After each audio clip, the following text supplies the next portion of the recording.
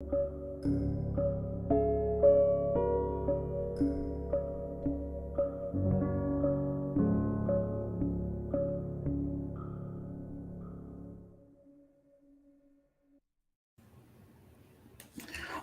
welcome, welcome. Good evening. Happy Thursday, everybody. This is Harriet Westmore with the More Self Discovery Podcast, a podcast where you are on your way to self discovery. So, I want to welcome everybody tonight, and we have a special guest. Her name is Nadia Shatanya. Shatanya, I'm sorry, Wells Evans. She is a native of New Orleans. So, shout out to New Orleans. She is a two-time survivor as well as an advocate, public speaker for domestic violence. She has been in an abusive relationship for 6 years, and after many tragedies such as the abuse, the bad memories, the black eyes, she decided to remove herself from an abusive relationship. And with that, she decided to have a nonprofit organization which is called Blessing Our Women Inc., which she founded in 2015. And the purpose of this organization is to support women who are starting over from an abusive situation. So I'm gonna let her tell her story. I mean, I know she has a lot of things to say to those who have been through the trauma being in an abusive relationship. So, Nadia, I really appreciate you coming on today. So, thank you very much. Hello, hello. Um, First off, thank you for having me. Um, my story is a lot, pretty much. So, my first bout with domestic violence was with my husband. We were together for 10 years and we literally fought every day, every day. Um,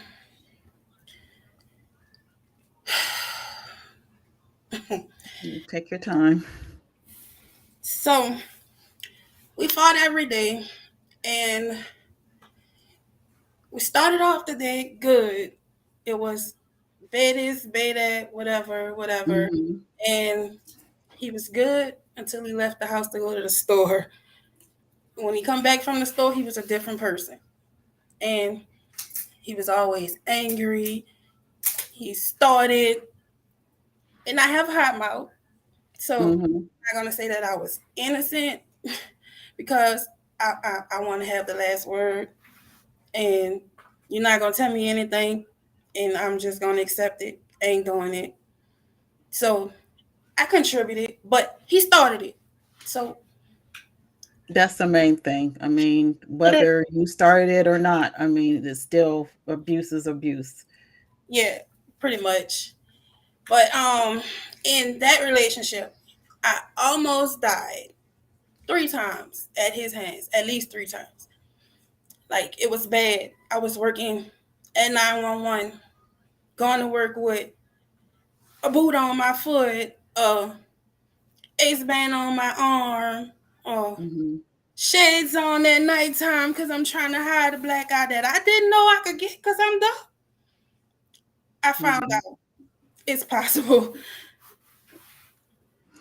So tell me, before you while you guys before you got married, were there any signs of abuse or signs that, kind of in the back of your mind saying mm, something about him, just don't, feel right? Yeah, the signs were there, but Mhm. I ignored the signs because I spent a lot of my years looking for acceptance, and Mhm. he was one of the very few people that made me feel wanted most of the time, Mhm. made me feel love a lot of the times. I mean, he made up for that more with the angry side than the good part. But the little bit of making me feel accepted, I was willing to put up with the rest of it. Mhm. Mhm. And so what was the first, type of abuse that you endured by him the first time? Well, so the very first time was um he wanted my money, the money that I had to pay a bill, and I kept telling him I couldn't give it to him because I had to pay the bill. I had to pay the light bill or the water bill. Mhm. The water bill. I had to pay the water bill, and I'm like, yo, I can't give you the money. I gotta pay the water bill, and he wouldn't accept that. He was like, you gonna give me this money because I need it. Mhm. Um, so we argued outside in front of the house. The Mhm. neighbors across the street had a camera on their house, so they recorded the whole situation.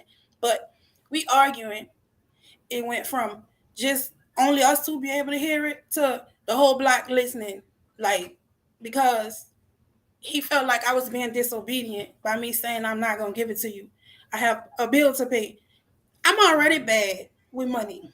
I don't Mhm. manage money well at all. I don't know what the word budget means because I was Mhm. spoiled all my years. Mhm. If I want it, I'm Mhm. gonna go get it.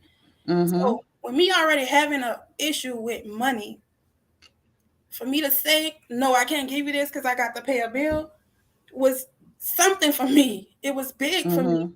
It felt, Mhm. it made me feel like I was growing up. You know what I'm saying? Like Right. he wasn't trying to hear it though. So before you know it, he snuck me. Just punched me in my face. We outside. Like I said, I like to have the last word. You're not gonna tell me no Mhm. anything. So of course I'm not gonna let you just hit me and all these people Mhm. out here. So Mhm. I hit him back. In my mind, I'm doing a good thing because I'm fighting back. Right. But little did I know that that was just the beginning of a long journey. And we Mhm. were only what 6 months into the relationship the first time, and I Mm. stayed there for a whole 10 years. Mm. So in addition to the physical abuse, you were dealing with financial abuse because he would, make you give him money, Yeah, so about that, it was because he had a habit, Mhm. and in the midst of him having a habit and me trying to be there, trying to feel like um I'm gonna love him, it's gonna get better, we gonna do this, it's gonna work out. I developed the habit as well because Mhm. I was trying to be on his level, trying Right. to make him feel comfortable or whatever. It wasn't the same thing, but Mhm. it was the same thing because it was still a habit. Mhm. Mhm. So, So after that, so you endured this for, you said, 10 years. And what was the final straw that made you, that gave you the strength to leave? excuse me. So, when I first met him, I had one child, a daughter that wasn't Okay. his. Uh-huh. And by the time I decided to actually walk away, I had two kids. So now this time I have a son for him, and I already had my daughter. And I felt like I have to set an example for them, and I got tired of actually telling him, "You're not my father." You know what I'm saying? Like Mhm. we're both adults, we grown. You, Mhm. we supposed to make decisions together. We supposed to talk about stuff together. It was every time something didn't go his way, he pick a fight. He won't fight. He won't. And every time we fought, it was my fault. He always said it was my fault. Mhm. Was there any type of this is during the honeymoon phase. There, if anybody understands domestic violence, there's the cycle. If for those who doesn't understand, what's the abuse cycle? So it was basically we were good 1 minute, the next minute he wanted to fight. Then Mhm. as long as he was getting his point across, he could say what he want. He could call me what he want, and I couldn't say certain stuff to him because then that would make him upset more. Mhm. He would when at first I would not say nothing. I just look at him, let him talk by himself, fuss by himself, whatever. And then it got to the point where he was mad because if I don't say nothing back, I'm acting childish. Mhm. And if I do say something back, I'm being disrespectful. So now I'm like, damned if I do, damned if I don't. So Right. I'm not gonna just sit here and be quiet no more. I'm just always gonna say, when you tell me something, I'm gonna tell you something. He used Mhm. to be like, don't fucking talk back to me. Excuse my language. But Mhm. who you think you is, who you think you talking to, and I'm like, if you don't want me to tell you nothing, don't tell me nothing. It's just that Mhm. simple. Like I said, I got a hot mouth though. That's the clean version. Mhm. And I used to say some stuff. He always used to sneak me first though. So the cycle is okay, everything is good, and then he hits you or abuse you, something can pop off, I mean any little thing, and then Anything. does he apologize after? Yeah, And so we would that's fight for like 20, 30 minutes, sometimes an mhm. hour. And then when he realized, because he used to box when he was in jail before, so he Mhm. used to mess me up. Like, we'll fight, and I mean, I used to give him some good licks in too, but he'll Mhm. fuck my face up. And then when he'll look and he'll see a knot right here, a knot right here, Mhm. all this swole, then he stop and like, oh my God, look what you Mhm. made me do. Then he won't Right. hug me and kiss on me and go get some, Another blaming you for go okay. get the witch hazel and want to caress me and rub my stuff and because you know I love you and I ain't mean for this to happen, but you did that. Mhm. You be provoking me and this. Mhm. So now we back Mhm. lovey dovey because he see what he did Mhm. Mhm. And so and then it goes back again, back to the every day. cycles. So what was the last straw? I got tired of the fact of having the same argument. We'll talk about it. He'll chill out for a day or most of a day. Mhm. And then one little thing will click him again, and then he be ready to fight again. And at the Mhm. same time, I have a son and a daughter. I don't want Right. neither one of them to grow up feeling like this is what's supposed to go on in a relationship. I don't want my son to feel like he's supposed to beat his woman. I don't want my Mhm. daughter to feel like she's supposed to get beat. Right. That's not right on no level. So Mhm. one day I just was like, I gotta go. We had a conversation. I waited for him to fall asleep.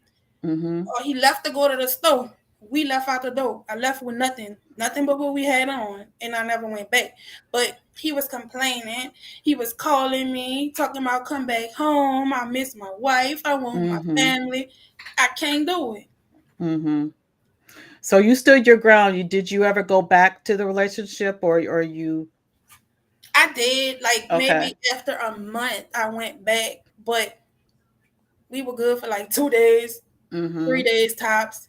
We were in the truck riding in traffic, and he just snuck me one day. Mhm. I had to go. That was it. That was it. When I left that time, I was done. I ain't going back. I can't do this. Not to mention, I work at 911. I work with the police. I can't keep going there telling these people I walked into a door. I Right. fell. Right. They don't believe that. And they know Mhm. what type of person he is. Mhm. So during any of these abuse, were the police ever called? Yeah, well, once, only once. And that was Okay. because I went to an event with my coworkers. I got home Mhm. and I told him that's all right, I don't want to go because I knew how I was gonna end up. I don't want to go. We can stay home. Let's chill, watch TV. Oh Mhm. no, because you're not about to blame me and say I made you miss it. This. We going. We going. So after going back and forward, I just finally decided, all right, whatever, because he wouldn't leave me alone. We went. Mhm. We get there. He sat in the chair. He was drunk. Mhm. Almost fell out the chair, and I was at the bar trying to get a drink. Mhm. When he opened his eyes, he see me standing between two men, and he gonna tell me he saw me flirting. I was sitting between the man's legs, and so he caused the scene with all Mm. these police. Mm. So Mm. that escalated real quick. The Mhm. police called him and tried to talk to him. He cursed her out because she was in regular clothes. He was like, I don't know who the fuck she is. She could be anybody lying saying she the police. I don't have to talk to her. Mhm. So by him not complying to her, they called 911. The police Right. agent came out that was in uniform, and he still wouldn't talk.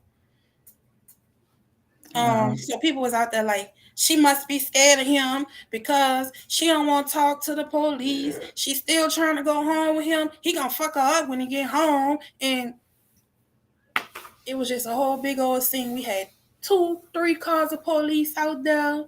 I was embarrassed because I was with all my co-workers. Yeah. Then I had to go back to work the next day. It was Mm. just all kind of wrong. So you left. You're done with them.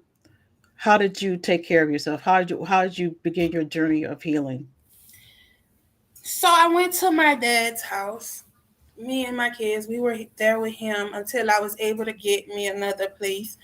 Mm-hmm. Um, while at the same time, it was another guy that I had been talking to on and off since like 2006, 2007, something like that. Mm-hmm. Um, I would talk to him from time to time on the phone, whatever, and we wind up hooking up again, but it didn't last long because he went to jail. Mm. He didn't stay long, but he went to jail, and I pulled it. A couple of years go by, and then me and him bump into each other again. Mm-hmm. So this is who I was just in a relationship with since maybe June of last year, Mm-hmm. and we were good up until January of this year, and I don't know what happened. All of a sudden, one day he just clicked out, like calling me out of my name. I was all Mm-hmm. kind of bitches and hoes, and he put 2 guns in my face, and he shot me in my face Wow. because I told him he couldn't live with me. So this is the second relationship and went back to the same cycle of abuse. Yeah, so Okay. basically, when he shot me, it was actually an accident, but he put the guns in my face when I told him what I told him, and he put 2 guns, one here, one here. First, Mm-hmm. we was fussing. I was fussing back till the guns came out. I shut up, and he was like, Mm-hmm. "Nah, don't shut up, nah, bitch. Keep talking, keep running your mouth." You was saying, "Boo boo, don't shut up, nah, keep on." You know what I'm Mm-hmm. saying? Like, I ain't stupid. Nope, had nothing to say, so I'm just looking at him. He got mad because I wouldn't fuss back, so he moved them. He put 1 gun here and 1 gun here. The one So that for was right. those, okay, so for those who are going to be listening on the by audio on podcast platform, she's describing that the weapon was underneath her chin and where else In my neck. in her neck. The So I just one wanted. that was under my chin, he pulled the trigger 4 times. The gun wouldn't go off. It clicked each time, but it Mm-hmm. wouldn't go off. He got mad. Then he was like, you think I'm playing, right? Let me show you I ain't fucking playing with you. Let me show you, bitch. Let me Mm-hmm. fucking show you." So he showed me that there was a bullet in the chamber of each gun. It was a 40 and a 45 automatic.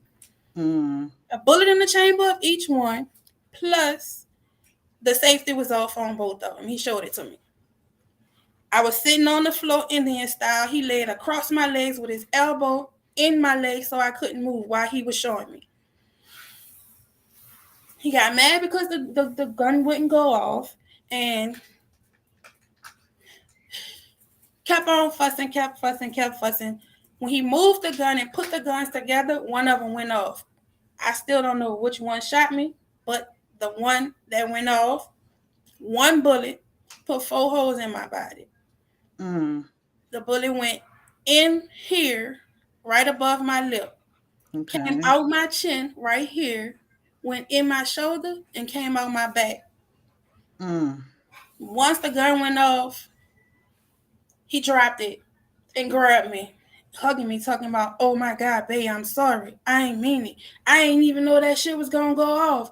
You know, I love you. and Right. this, all kind of stuff. And he Mhm. hurry up and grab me off the floor, pull me out the door, talking about, come on, let's go. He wanted to walk to the hospital. Walk to the hospital? Walk. Wow.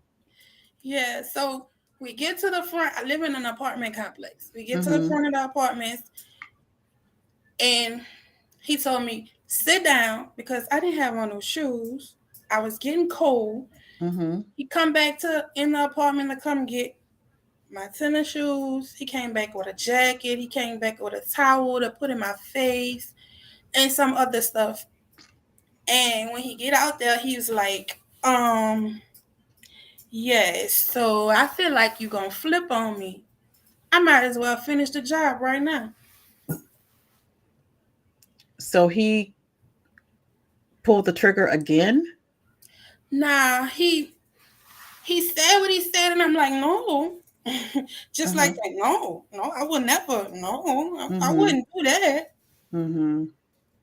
Um, so we walk about a block and a half, still arguing because he's still telling me other stuff. He's telling me about comparing him to other people and all kind of bullshit. Pretty much bullshit. And all the while you're bleeding from your wounds. Mm-hmm.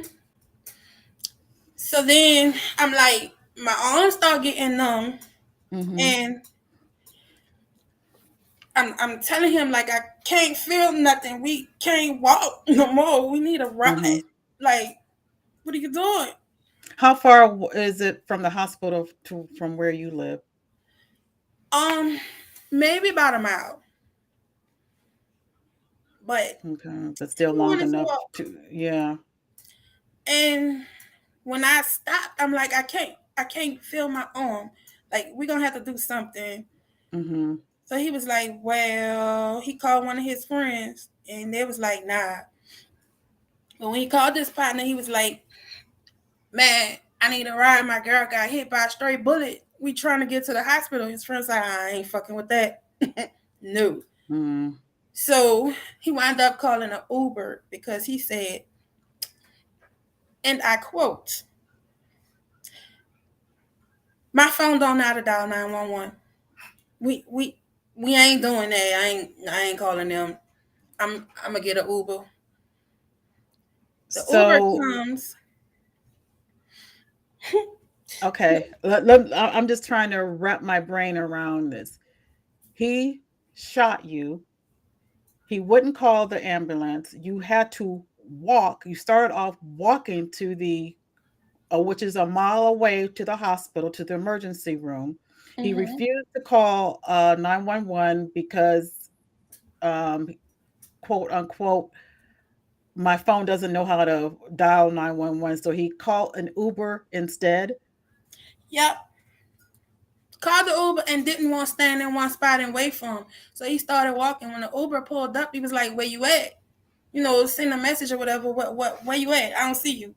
So he was like, "Oh man, we walked off. You can't come down the block." The dude was like, "Nah, I'm supposed to come to this stop or whatever." So we had to turn around and walk back. How much blood were you losing at this time? I mean, My whole during this. shirt was soiled, but the Uber driver didn't know because I had on a red shirt. It was Mm, full of blood though, and he had gave me a black jacket to put on top of it. So the Uber driver didn't know anything. Then when we got in the Uber, he told them, "Oh, my girl got hit by a stray bullet, and yeah, we just trying to get to the hospital. But I need to make a stop first." It's funny now, but it was just all kind of crazy. Yeah. So, and the stop was past the hospital. So we passed the hospital up to go to the stop that he wanted to go to, and then double back to go to the hospital. Then we standing out there because he talking to the Uber driver like, "Yeah, I appreciate you, bro. This." I'm like, so when I turn around and walk off because I need to get inside the hospital, he calling my name like, "Where you going? Hold up." But yeah, it was a night.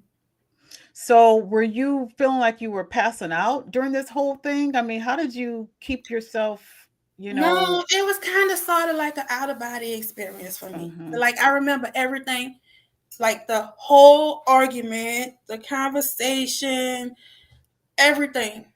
He even cleaned up the blood off the floor and stuff while I sat outside and waited on him to come bring me a jacket and my shoes. But he cleaned it so fast. I didn't know he did that until I came back home. Like I was gone from my house for 3 months. So I was expecting to come home and have to clean the mess. Mhm. He hadn't already cleaned it up. Wow. So, was he charged and convicted of? Nope. So the police couldn't find him. Mind you, he was on house arrest the whole time and nobody could find him. He shot me January 9th of this year, and on February 25th, he died. Oh, by he was shot as well, or Nah, he killed himself. oh, he killed. Oh, oh, wow. Okay. So, was there a note? Did he leave a note or nothing? He just Nope. But took himself like out. throughout that time, he was calling me, texting me, DMing me, everything, talking about just respond so I can know you all right. I just want to know that you're okay. I'm worried. I haven't talked to you and whatever. Um, he left me a message on somebody's Instagram page, and to somebody else reading it, it sounded kind of sort of like a riddle. But because I was there and I experienced all of this, I knew Mm-hmm. exactly what it meant. And my cousin was like, "What is he talking about?" Mm-hmm. But it was hard for me not to talk to him because, like I said, I knew him since 2006. And whenever he called, I went. Like he could tell me to touch the sky and I would jump until I reached it or tried to. Rather, that's how I used to feel for him. You know, Mm-hmm. like so I'm confused. Like, what could I possibly have done besides say you can't stay here for us to escalate to that situation? Right.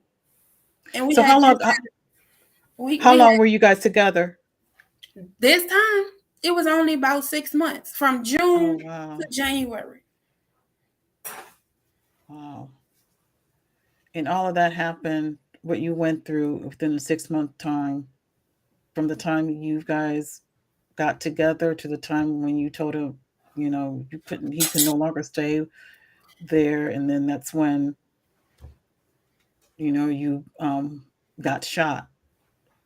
Wow. And then you said it, then that was in January. And then in February, he took his own life. Hmm. Wow.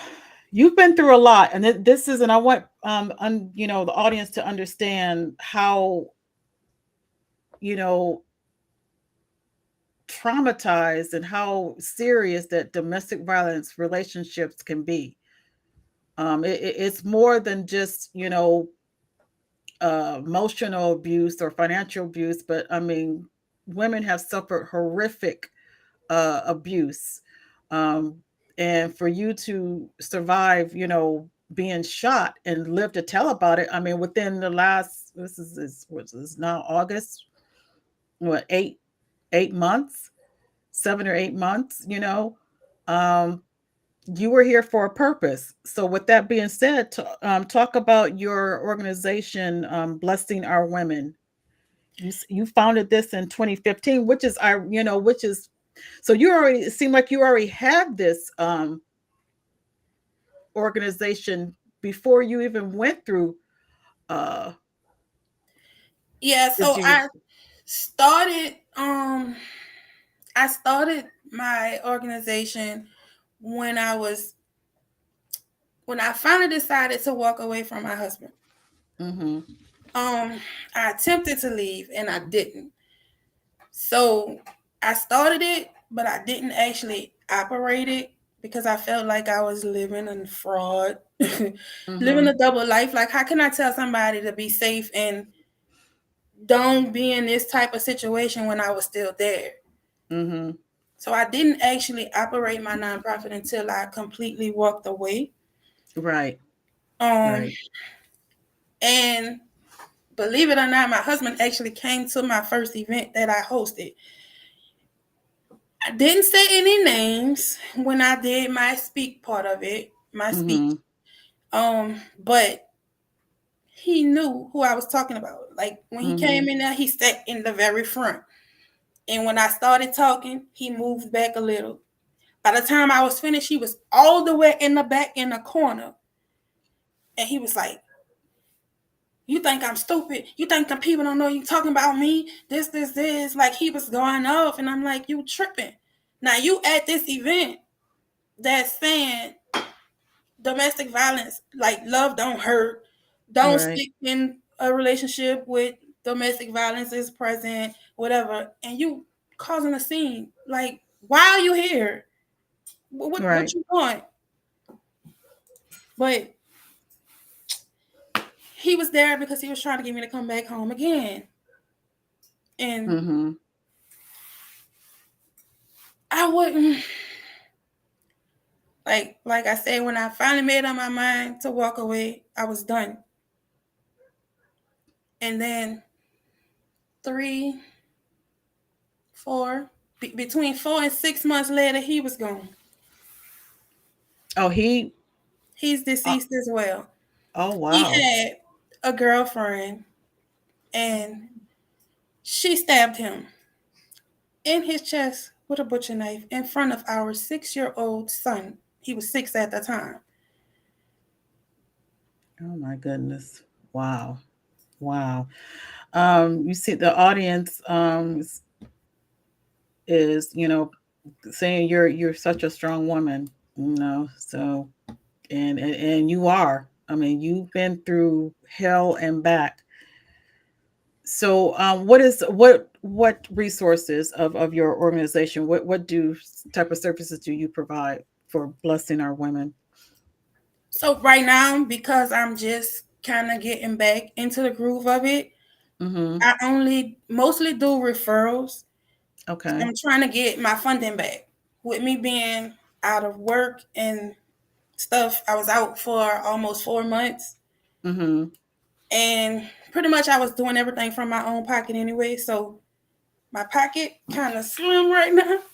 So Mm-hmm. I'm doing mostly referrals, but until I get everything back up and running the way I want it to do. Um, I also used to offer a scholarship for $500 for college. I'm trying to get that back as well. So Okay. right now I'm looking for grants so I can get my funding back in place so I can be able to do. I had an office space I don't have anymore. I had like a closet with clothing and shoes and stuff because I used to um help women get ready for interviews and stuff.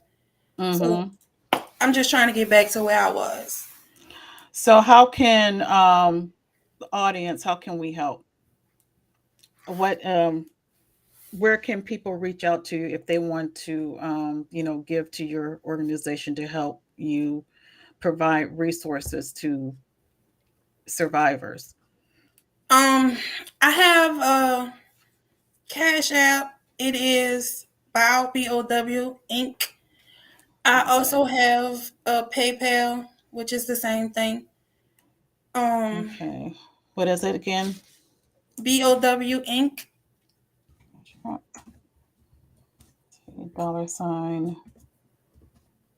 BOW Inc.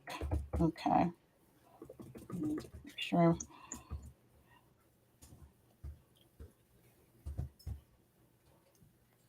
All right, I'm gonna put this on the here. So if people want to, there we go. All right, is that correct? Okay. For those who are listening by audio, I will have it in the show notes of where you can donate. Also, give me your information for your PayPal. I'll make sure that's in the show notes as well. And I know that you have a. Do you have a website? Yeah, it is blessingourwomeninc.org. Okay. And the email is info@blessingourwomeninc.org. Okay. And I am actually getting prepared for my 8th domestic violence awareness brunch, which is the Oh. second Saturday of October. Okay. And that's going to be held where? It is here, New Orleans. It's gonna be in the East this year. I don't usually do that event in the East, but I paid for. So usually I do 2 events a year.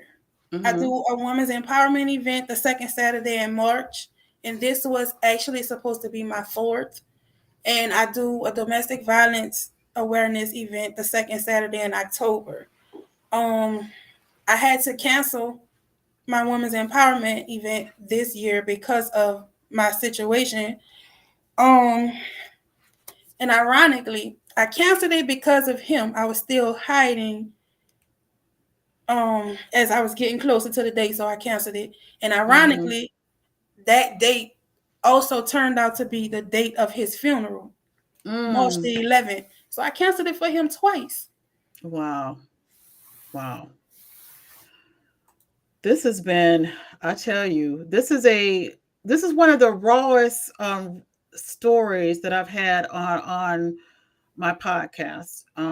She's Nadia is giving us, our audience the real and the raw. There's no sugarcoating.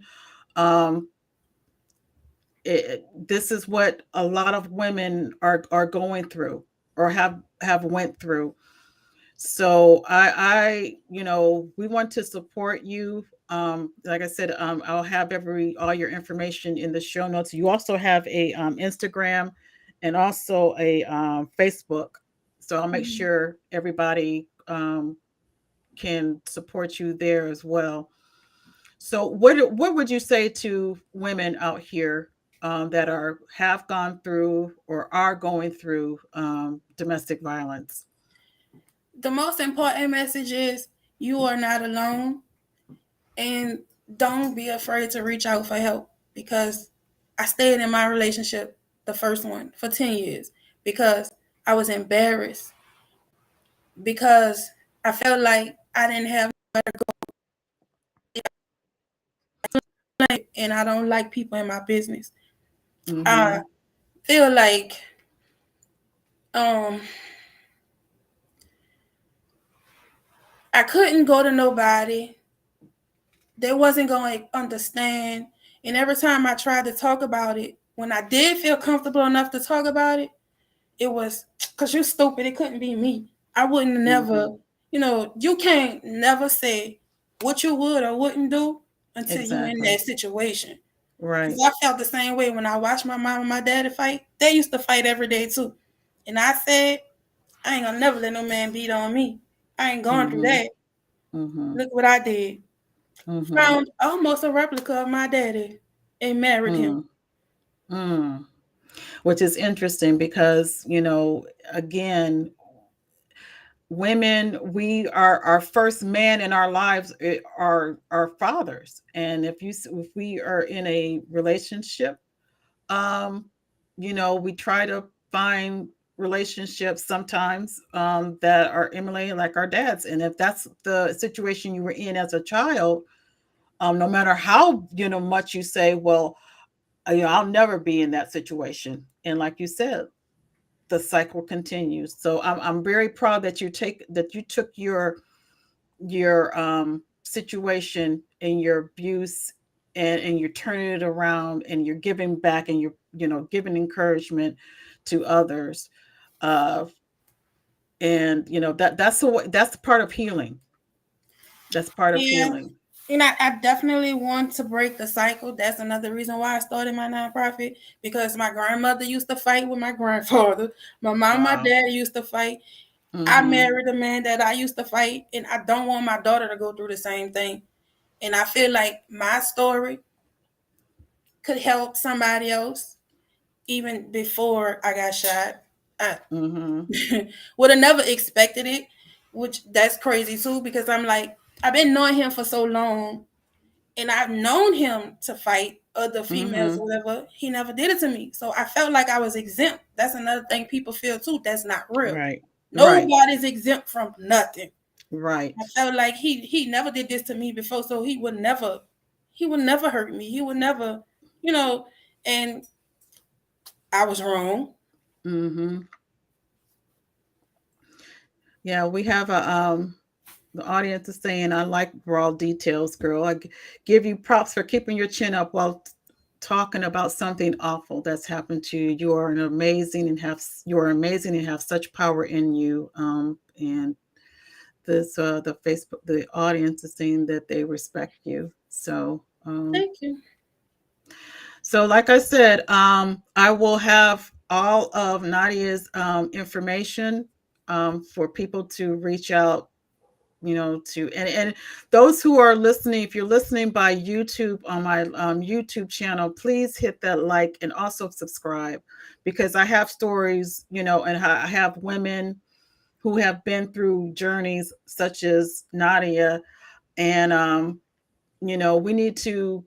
I like to, you know, give homage to women, ordinary women doing extraordinary things. Um, and that's my goal of this channel.